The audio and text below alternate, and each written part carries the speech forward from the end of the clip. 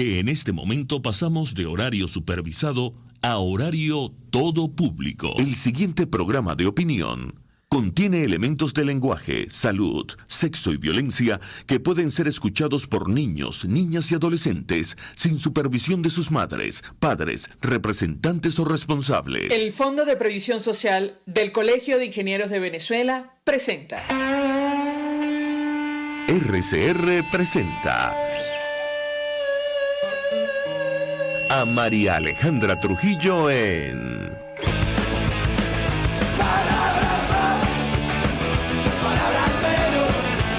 Palabras más, palabras menos. Muy buenos días, amigos de Radio Caracas Radio. Todo el equipo que trabaja para ustedes a partir de esta hora los saluda.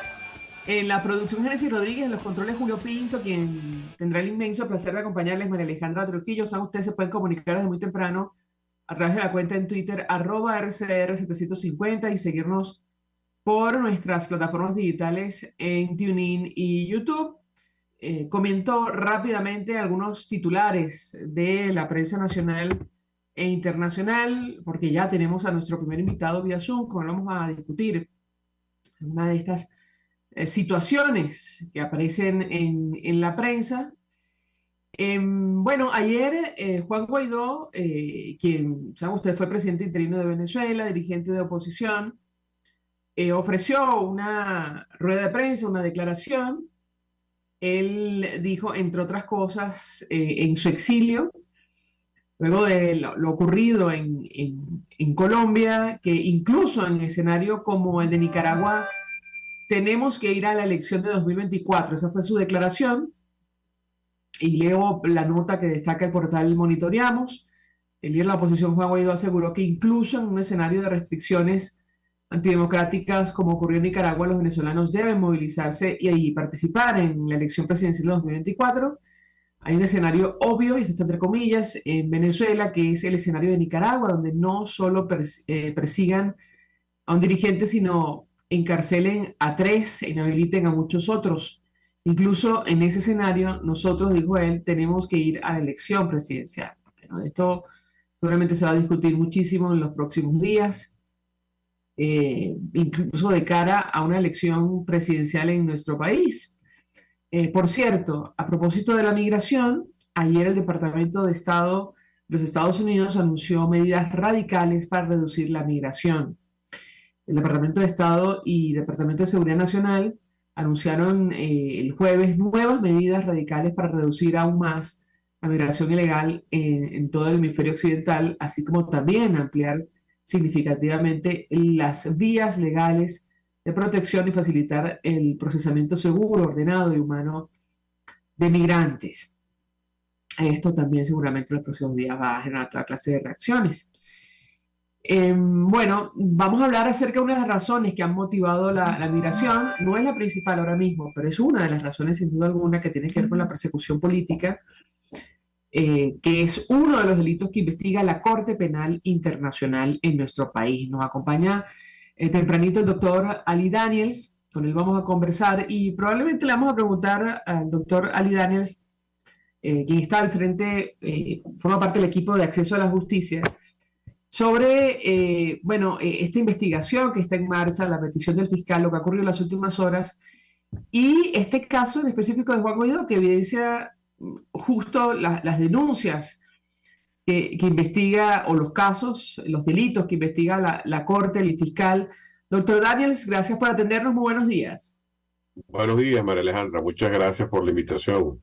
Pues mucho interés de conocer su opinión y análisis acerca del tema que nos ocupa. Ya vamos a hablar de la última actualización, de lo que ha ocurrido con el caso de Venezuela en la Corte Penal, pero no puedo dejar de preguntarle acerca de la situación del dirigente de Juan Guaidó, quien fue presidente interino de Venezuela, que en la práctica, no sé qué opina usted, pero da la impresión que evidencia que la persecución política en Venezuela continúa. ¿Qué puede decirnos? Lo escuchamos.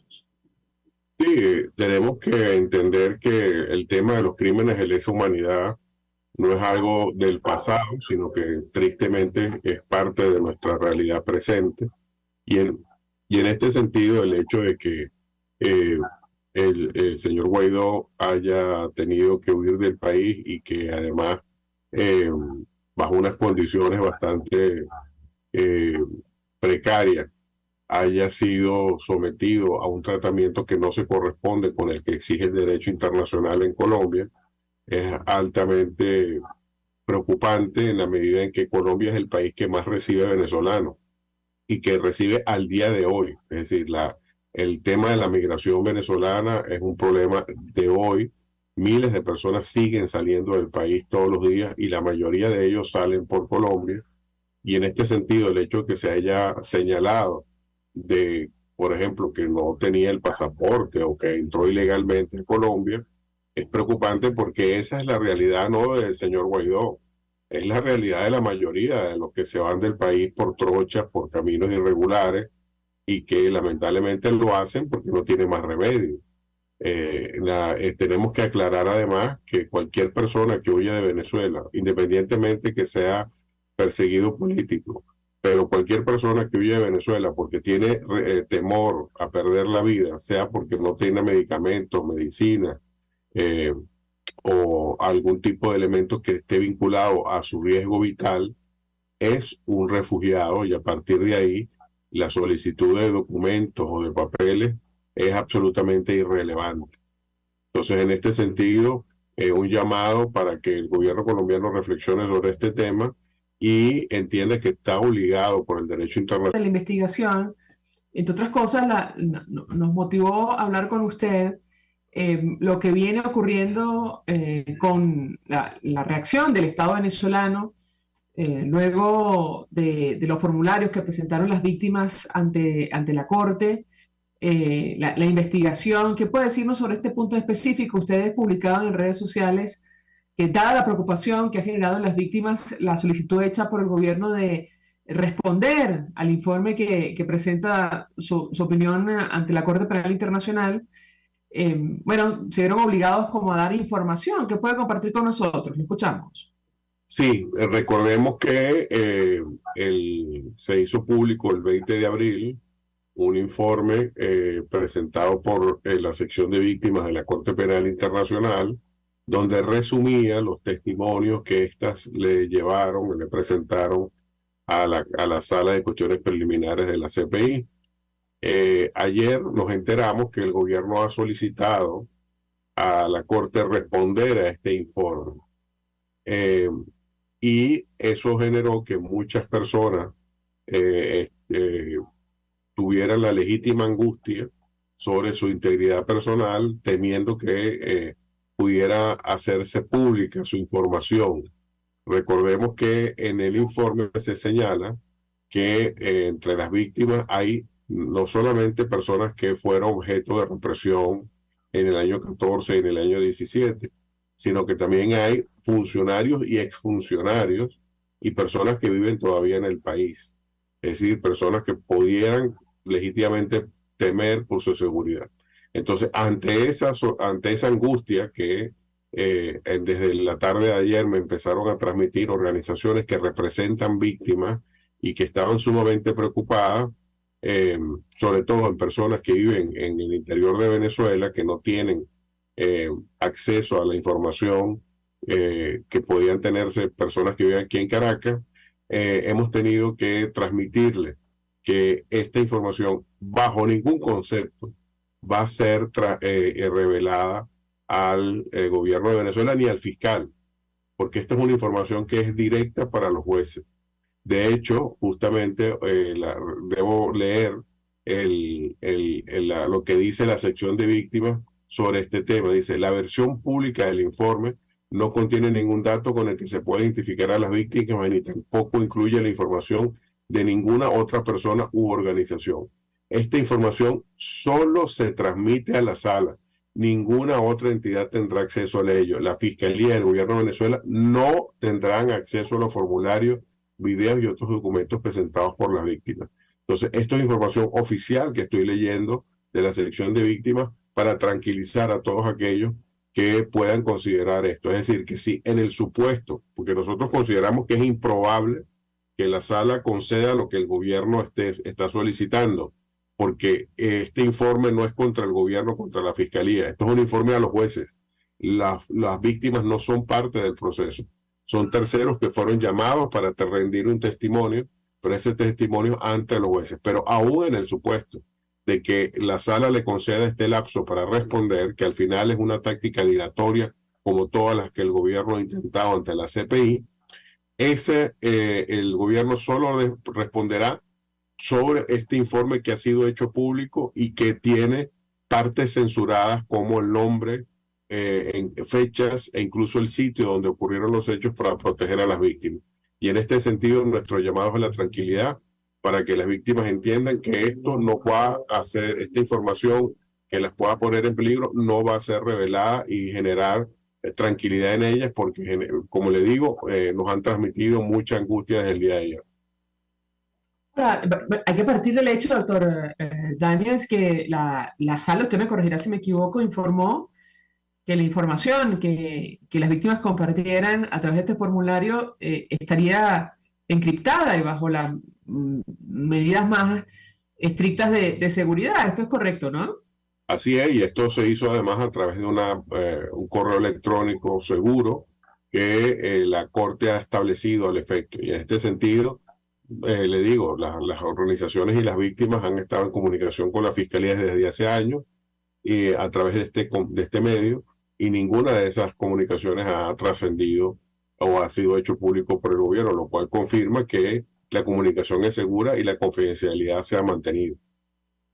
Sobre el estado del proceso, doctor, ¿qué puede compartir con nosotros y el impacto que puede tener esta petición que ha presentado el Estado, el equipo de Nicolás Maduro? Lo escuchamos.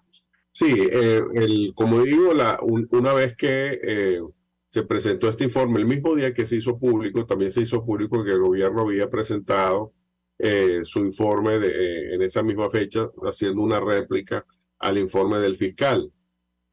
Con eso debió haberse cerrado el proceso y se abría el lapso para que la sala decidiera. Ahora, hecha esta solicitud, hay que esperar que en los próximos días, no debe tardar más de una semana o dos, que la sala se pronuncie sobre esta solicitud del gobierno. Si la declara con lugar, bueno, él tiene que decir hasta cuándo el gobierno tendría esa posibilidad de responder, pero estamos hablando también de lapsos muy cortos. Recordemos que respecto a la respuesta que se le dio o el lapso que salió para responder al fiscal, se le dio unas semanas nada más. Entonces, este periodo, en el caso de que se dé, solo le ganaría al gobierno algunas semanas.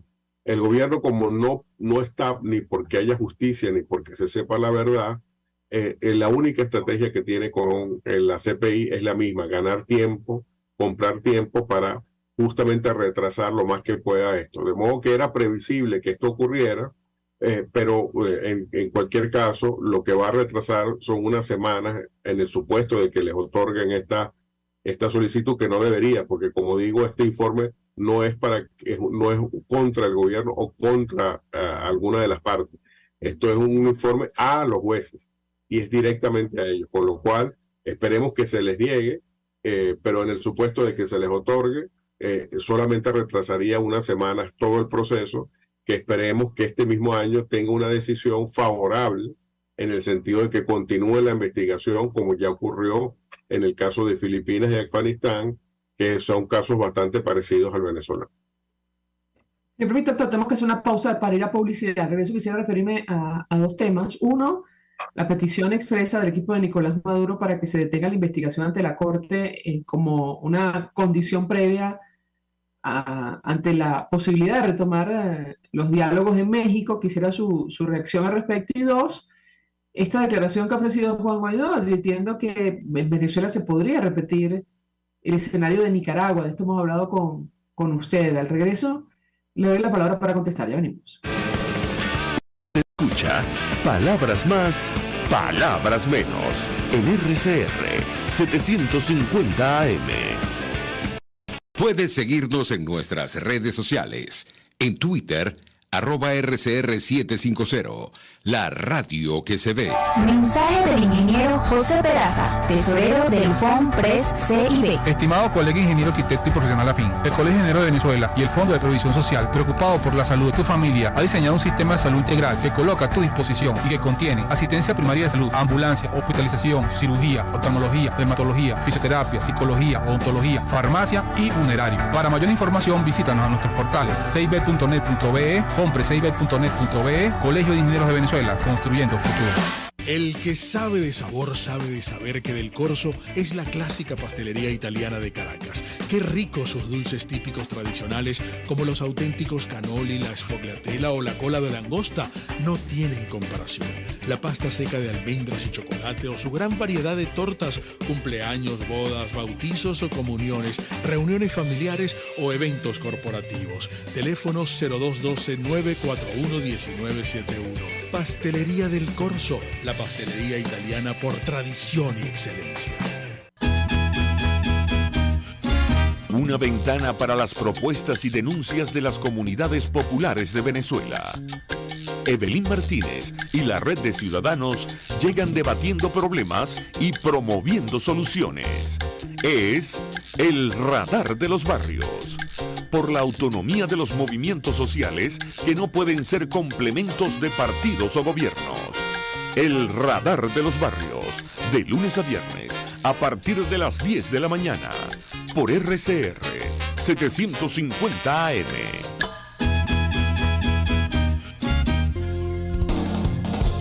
RCR 750 AM. Porque lo bueno une.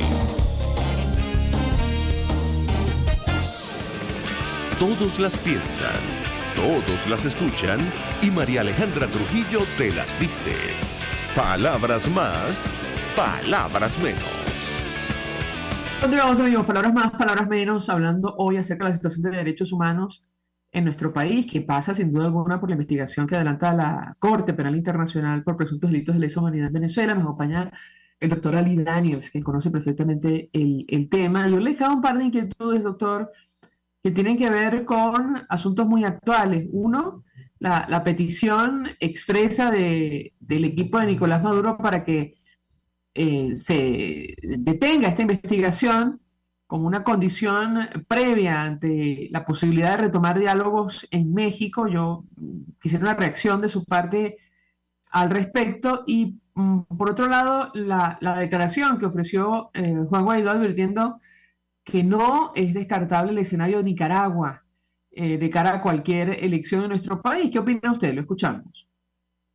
Bueno, respecto a lo primero, es decir que ni siquiera el fiscal Camp en estos momentos puede detener a la Corte en la medida en que él ya se pronunció y expresamente solicitó que se continuara con la investigación.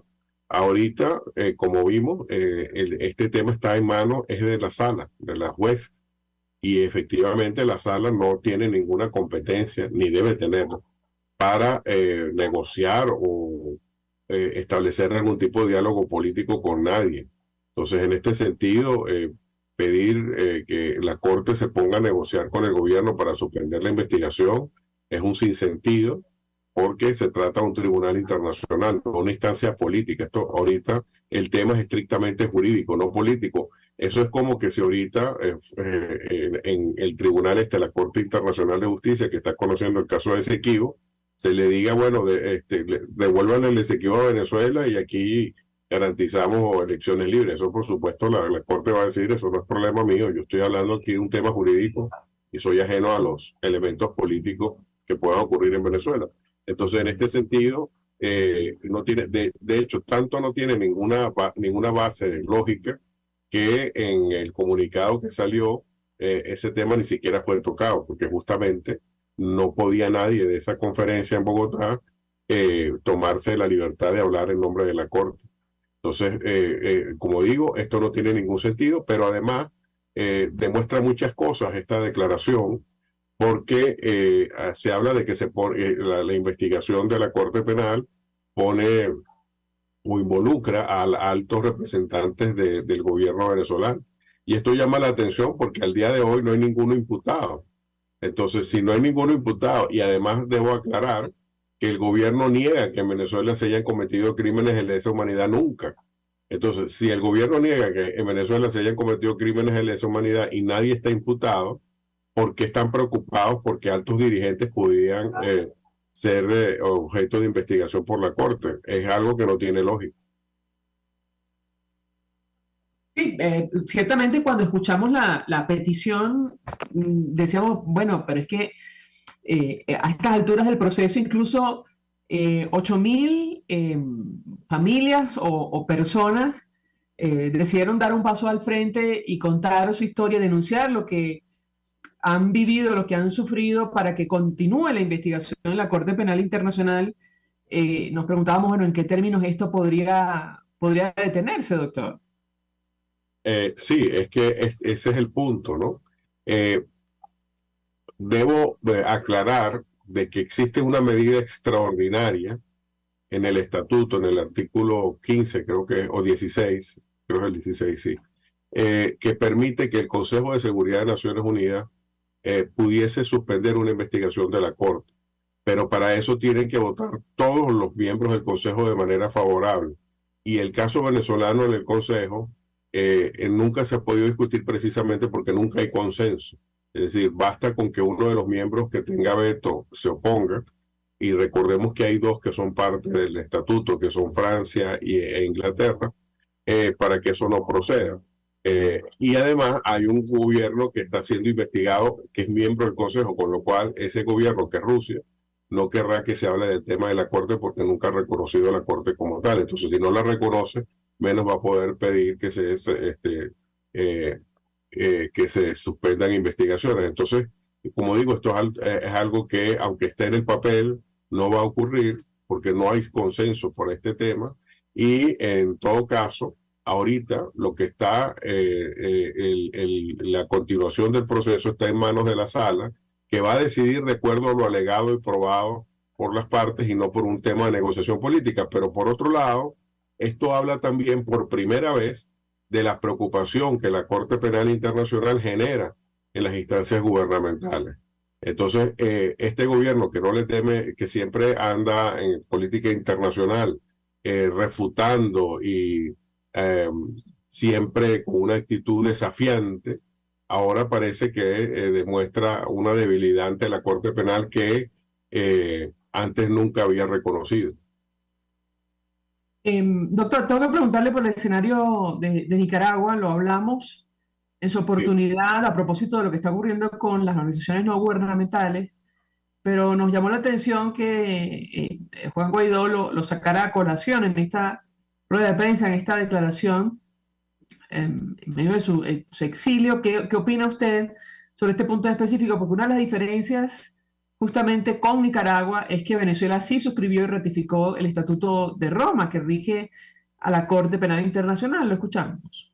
Sí, bueno, hay una situación porque, aunque el caso nicaragüense se parece mucho al venezolano, hay también algunas diferencias, en el sentido de que por lo menos al día de hoy, siempre hay que hablar en estos temas al día de hoy. Al día de hoy todavía existen partidos políticos que no están bajo el control del Estado. En el caso de Nicaragua, todos los partidos políticos fueron controlados. De hecho, fueron solo cualquier persona que quería expresar su voluntad de ser candidato presidencial era inmediatamente detenido. Entonces, al final, los que fueron candidatos lo fueron porque el gobierno los permitió o les convenía. Y eran personas desconocidas que al final no generaban ninguna preocupación en el gobierno. Entonces, lo que tenemos que evitar es llegar a eso.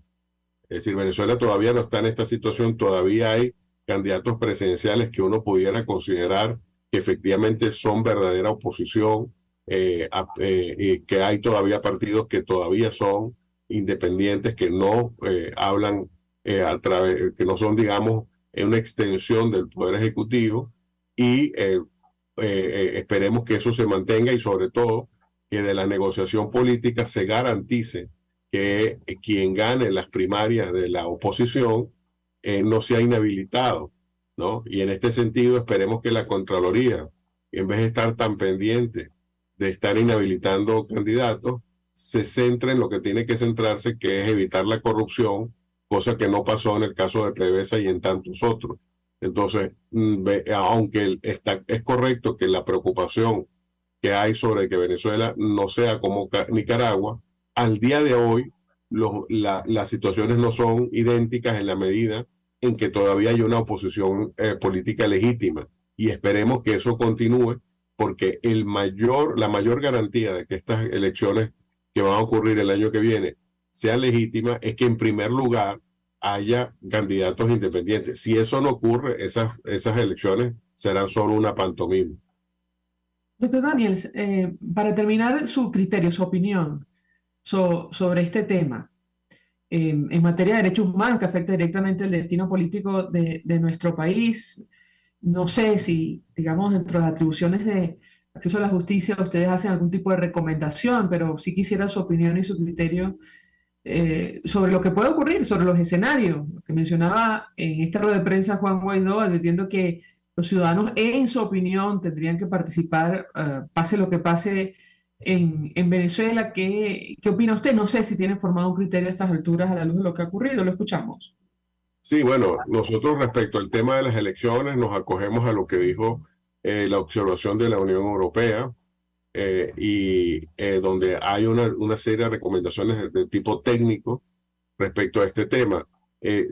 Quisiéramos también señalar que Acceso a la Justicia ha hecho seguimiento a todo el tema electoral desde el punto de vista jurídico, y entre esas expresiones es necesario destacar que está el hecho de que en Venezuela no hay un poder judicial imparcial e independiente, y justamente esto es una de las cosas que hay que modificar para poder tener una mayor transparencia, y que además debe haber un proceso de observación internacional.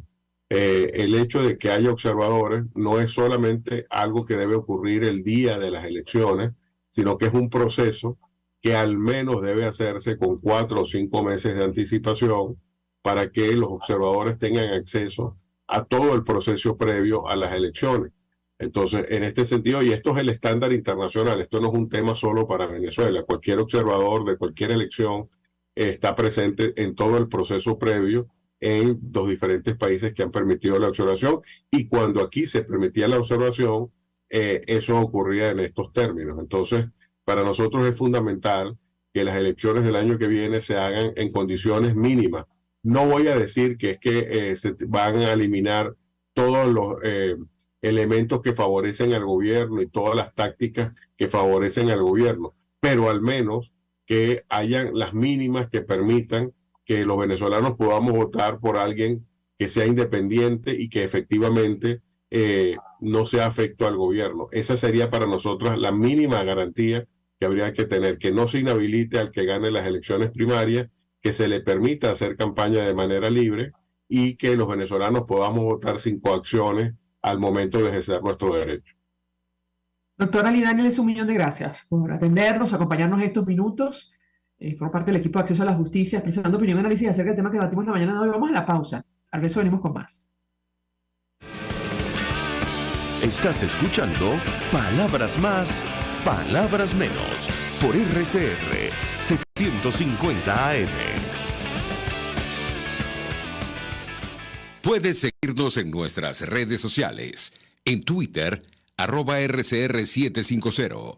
La radio que se ve. Mensaje del ingeniero José Peraza, tesorero del FONPRES CIB. Estimado colega ingeniero arquitecto y profesional afín, el Colegio Ingeniero de Venezuela y el Fondo de Previsión Social, preocupado por la salud de tu familia, ha diseñado un sistema de salud integral que coloca a tu disposición y que contiene asistencia primaria de salud, ambulancia, hospitalización, cirugía, oftalmología, dermatología, fisioterapia, psicología, odontología, farmacia y funerario. Para mayor información, visítanos a nuestros portales cib.net.be, fonprescib.net.be, Colegio de Ingenieros de Venezuela, construyendo futuro.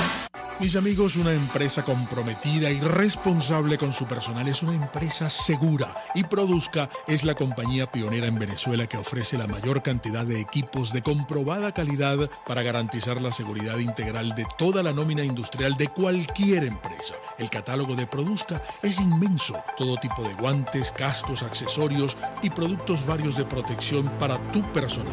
Conoce más de Produzca en www.produzca.com. Produzca, seguridad en tu empresa de los pies a la cabeza. Yo creo que los políticos responsables proponen ideas y dicen que son de ellas y convocan a la gente a valorar su idea. Me parece de muy mal gusto cuando la idea empieza a decir, bueno, esto no es mío, es de Venezuela. Eso significa que fracasó. Y entonces le están endosando al país la incapacidad para articular una idea que de suyo desde el principio era una idea y no un curso estratégico. A mí eso me parece de mal gusto. Y parece que el marketing político no da para tanto. Así podemos ver el mantra de Guaidó: cese la usurpación, gobierno de transición y elecciones libres. Él lo abandonó. El G4, que es del cual él es engendro, en representación bonos 2020, el hacer ingeniería financiera, recoger unos reales que no hemos visto de ninguna manera. Aquí se habla libertad con Víctor Maldonado, solo por RCR 750, la radio que se ve.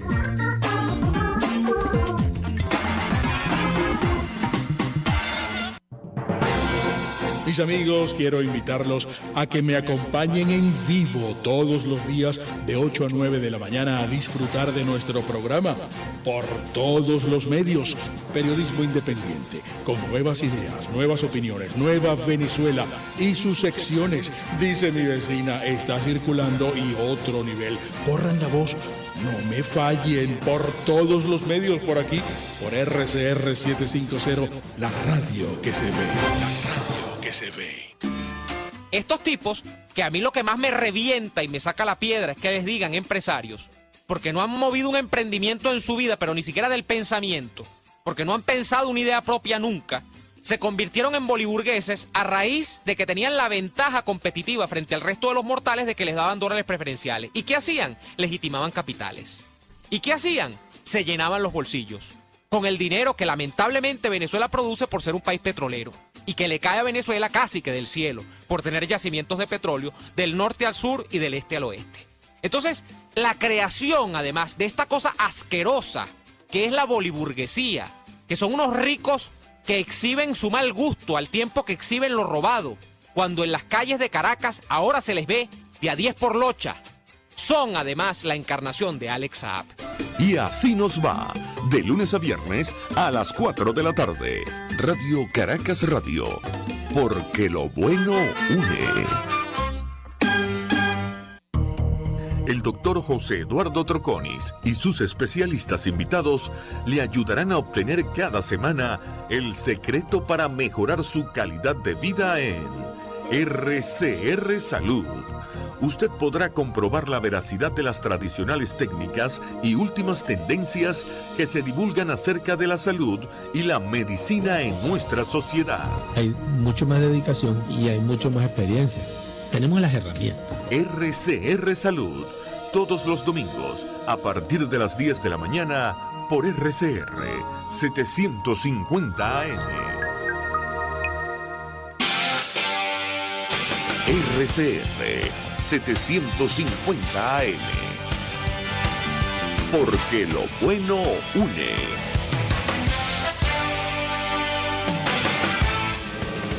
Información, opinión, contraste. María Alejandra Trujillo está en Palabras Más, Palabras Menos.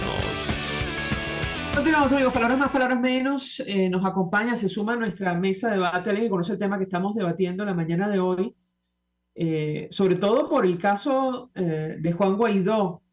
Se trata de Franklin Gómez, él es parte de la coordinación política del Partido Voluntad Popular. Le agradezco recibir nuestra comunicación, gracias por atendernos, buenos días. Hola, muy buenos días, Mariale. ¿Cómo te encuentras? Un gran saludo a todos los venezolanos que nos escuchan a través de Radio Caracas Radio. Pues mucho interés, gracias por atendernos, de conocer la información que puedas compartir con nosotros. Inicialmente, te pedí un comentario sobre la situación jurídica de Juan Guaidó y una reacción ante lo ocurrido. Luego del intento fallido de participar activamente en la cumbre convocada en Bogotá para discutir sobre la crisis política en nuestro país. Te escuchamos. Hola, bueno, pues bien, más que un intento fallido, yo diría que se demostró y así lo piensa nuestro partido, quiénes son los aliados actuales del régimen y del gobierno de Maduro, ya que el presidente Petro había invitado a varios representantes de la oposición venezolana a dicha cumbre, porque hablar de Venezuela sin que estén presentes representantes de los cuerpos políticos o de la dirigencia o de los líderes nacionales es medio extraño, ¿no? Entonces hizo la invitación la semana pasada, de allí que Juan tomó la decisión de asistir, entendiendo de que Juan es un perseguido político actualmente, incluso estando aquí en el país no tenía todas las libertades de movilidad como la tiene cualquier ciudadano venezolano, lo cual demuestra que sí estamos en dictadura, de que el régimen permitir que liderazgos que le enfrenten y que no apoyen su causa, logren desarrollar y defender los intereses de los venezolanos. Él asistió a la cumbre con un mensaje claro, democrático, de recuperar la libertad, de generar el espacio de debate en la Mesa de México, era la solicitud que se quería hacer. Estuvo también la semana pasada los representantes de la Plataforma Unitaria Democrática, entonces se veía como una buena oportunidad poder exponer ante los diferentes embajadores y representantes internacionales que invitó Petro a esta reunión de esta semana, y lamentándolo mucho, Juan no pudo ingresar, hasta tal punto que por su seguridad y la de su familia le tocó migrar directamente hasta los Estados Unidos, cosa que agradecemos a la embajada y al gobierno estadounidense por el apoyo prestado hacia nuestro querido hermano Juan Gerardo Guaidó, ya que su integridad física estaba en riesgo, está en riesgo aún. Ahora, tengo que preguntarle porque a nuestro invitado llamó la atención que no hubiera representación, y me corregirá si me equivoco, de Voluntad Popular en la delegación de la Plataforma Unitaria que sostuvo reunión con el gobierno colombiano en la víspera de la cumbre. ¿Qué puede decirnos sobre este punto en específico? Pues fíjate, como lo mencioné anteriormente, era una comisión de la Plataforma Unitaria Democrática, existió, nos vimos representados en Gerardo Bley y en los diferentes representantes que asistieron, entendiendo que Gerardo es quien encabeza dicho proceso de negociación y representación de los intereses de los venezolanos, por lo cual, y entiéndase, el problema real está en que nosotros no tenemos libertad de entrada y salida del país normal como lo tiene cualquier venezolano que tenga pasaporte. En el caso de los representantes políticos de nuestro partido, existe un constante acoso contra nuestros diferentes líderes municipales, regionales y nacionales. Muestra de ello lo que le sucedió a Juan este fin de semana.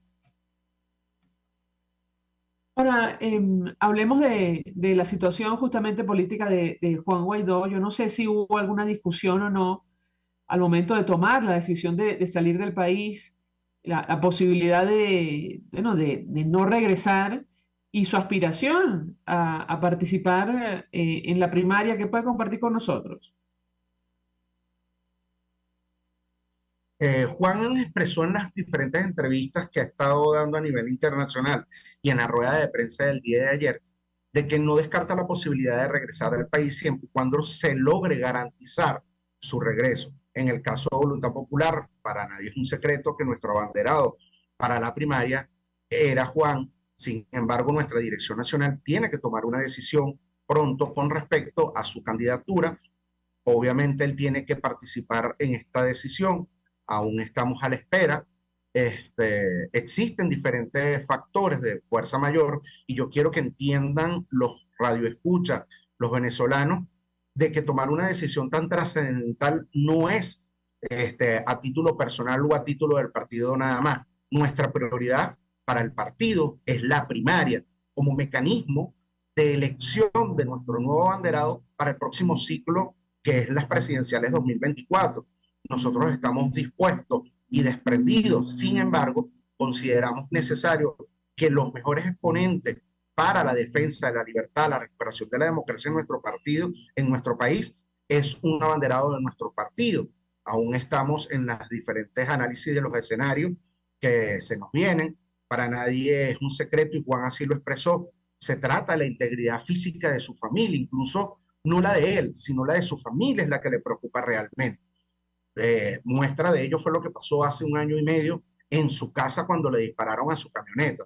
O sea, son varias agresiones. Incluso cuando estuvo de gira a lo largo del país, recibió varias agresiones también. Nosotros somos personas pacíficas, somos demócratas, practicantes, lamentándolo mucho el gobierno de Maduro y los exponentes de esa ala tan radical no lo son.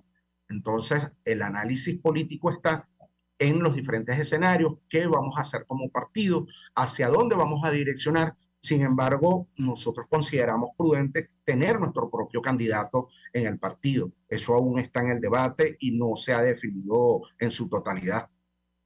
¿Y existe la posibilidad, por ejemplo, de apoyar a otro candidato? En definitiva, Voluntad Popular va a tener un abanderado propio en este proceso. Esa discusión aún se está dando. De hecho, nosotros tenemos reunión hoy virtual. Nosotros todos los días estamos discutiendo con los diferentes analistas, con las diferentes personas e incluso con las diferentes alianzas que había logrado Juan, con los otros partidos y movimientos y sectores sociales. Y cada uno tiene algo que decir y tiene algo que exponer y argumentar para tomar la decisión más acertada. ¿Cuál es la posición de nuestro invitado al respecto? Personal, quiero decir. Mi posición personal como dirigente nacional y como miembro de este partido, la prioridad es la primaria. Nosotros no podemos dejar perder la primaria. El sentir del venezolano está en que quiere un cambio político en el país y todas las soluciones a los problemas económicos, sociales, pasan por un cambio político en nuestro país. Particularmente sí creo que debemos tener candidato propio. Nosotros necesitamos y tenemos una necesidad de tener un candidato propio, ya que así lo hemos demostrado desde que Voluntad Popular se convirtió en partido. Nosotros somos los principales exponentes de lo que queremos realmente, que es recuperar la democracia y la libertad en el país. No otros actores políticos tal vez tengan la capacidad de defenderla hasta el final, como nosotros sí estamos dispuestos a hacerlo. Muestra de ello son la gran cantidad de perseguidos políticos, presos políticos de nuestro partido que aún se encuentran en la mazmorra del régimen. Entonces, creemos fielmente en eso. Tenemos una estructura, un partido organizado en sus diferentes niveles, regionales, municipales, parroquiales, y lo que llamamos nosotros nuestras redes populares. Somos más de 70.000 venezolanos inscritos en nuestro partido y en estructura más de 27.000. A ellos tenemos que darle respuesta. Y aún más a cada uno de los ciudadanos, a cada uno de los líderes vecinales, a cada uno de los líderes sociales que están y hacen acompañamiento a nuestro partido. Por eso es que la decisión tiene que ser bien debatida. Si permite, este invitado, tenemos que hacer una pausa para ir a publicidad. Regreso, quisiera seguir conversando acerca del destino político en nuestro país, que pasa por efectivamente la celebración de esta elección primaria. Quisiera ahondar en la discusión interna que seguramente están dando ustedes en Voluntad Popular, las circunstancias, incluso la posibilidad de la participación o no del Consejo Nacional Electoral, tomando en cuenta las recientes declaraciones del directorio. Al regreso le doy la palabra para contestar. Ya venimos. Escuchas a María Alejandra Trujillo en Palabras Más, Palabras Menos, por RCR 750 AM. Puedes seguirnos en nuestras redes sociales. En Twitter, @RCR750.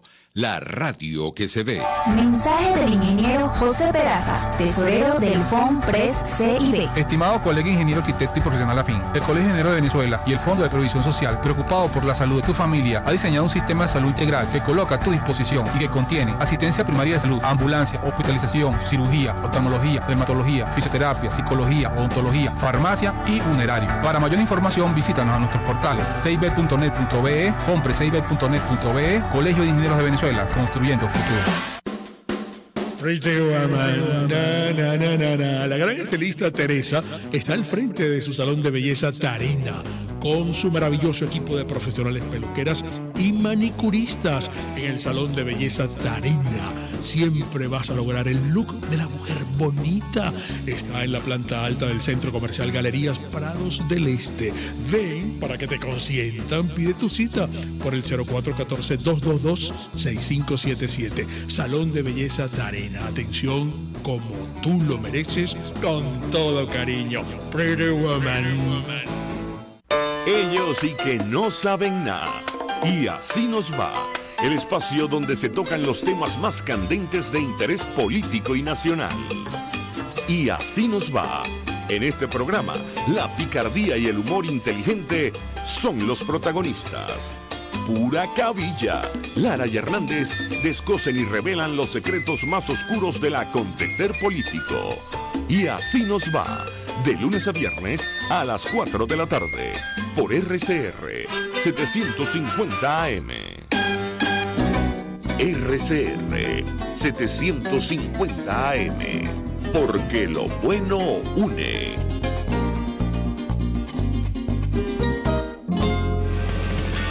Se dicen, se ocultan, se piensan, se descubren. Palabras más, palabras menos. Con María Alejandra Trujillo. Continuamos, amigos. Palabras más, palabras menos, hablando acerca del destino político en nuestro país.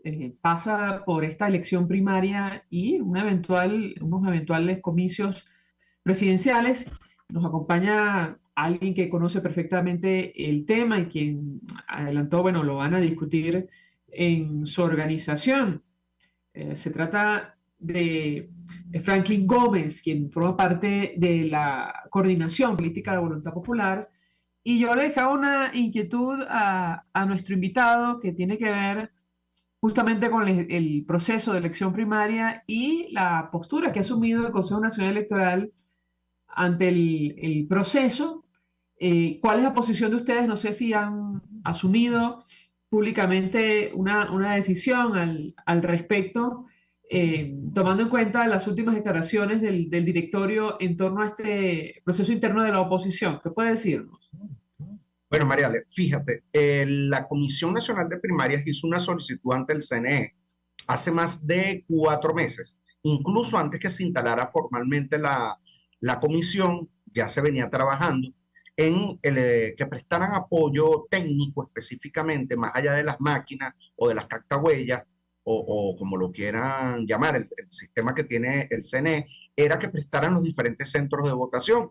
La respuesta del CNE fue una respuesta muy burocrática con respecto a que ellos no eran los que manejaban los centros de votación, sino que estaban a disposición del Ministerio de Educación, y así estuvieron, como diríamos en el argot popular, pasándose la pelota, ¿no? Sin dar respuesta durante varios meses. Vinieron a dar respuesta, fue exactamente en esta semana pasada. Nosotros estamos técnicamente haciendo la evaluación correspondiente de cómo vamos a hacer la nucleación de los centros de votación, si lo vamos a hacer en plazas públicas, si se van a hacer con los mecanismos del CNE. Sin embargo, nuestro partido, parte de la premisa de la tesis, en el 2024, ¿quién va a ser el cuerpo técnico o el árbitro imparcial, entre comillas, que va a determinar las elecciones presidenciales? Va a ser el CNE, particularmente para Voluntad Popular.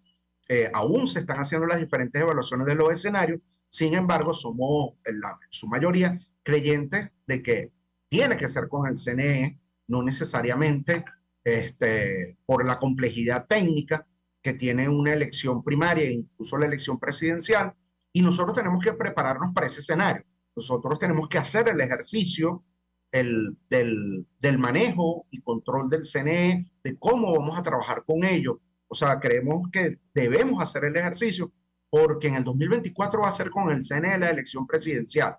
Entonces, ¿cuál es la excusa de que en la primaria no se utilicen el personal técnico y la maquinaria o todos los equipos que tiene actualmente el Consejo Nacional Electoral?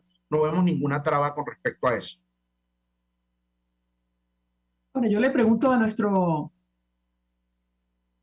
invitado, porque el CNE aparentemente está poniendo... que el tema de las cactahuellas es por hacer una nueva lista Tascón, ¿se recuerdan de ella? Sin embargo, en el 2021 la gente salió a votar en las elecciones regionales de gobernadores, alcaldes y concejales y diputados regionales, y ahí se utilizó las máquinas cactahuellas. Entonces, ¿por qué no hacerlo también en la primaria? O sea, no vemos ningún tipo de inconveniente con respecto a eso. Le agradezco profundamente a nuestro invitado compartir con nosotros su opinión, su análisis sobre el tema que nos ocupa, tomando en consideración sobre todo lo ocurrido en las últimas horas con Juan Guaidó. Se trata de Franklin Gómez, quien forma parte de la coordinación política de Voluntad Popular. Gracias. Nosotros nos despedimos, lo hacemos a nombre de Jaime Estares, en la Dirección General de la Estación, en la gerencia de producción, Caterina Manzano, en la producción Génesis Rodríguez, en los controles Julio Pinto. En tuvo el placer de acompañarles, María Alejandra Trujillo. Muchas gracias. El Fondo de Previsión Social del Colegio de Ingenieros de Venezuela presentó. RCR presentó Palabras Más, Palabras Menos. RCR 750 AM. Palabras más, palabras menos. Puedes seguirnos en nuestras redes sociales. En Twitter, @RCR750. La radio que se ve. El siguiente espacio educativo está dirigido a niños, niñas y adolescentes.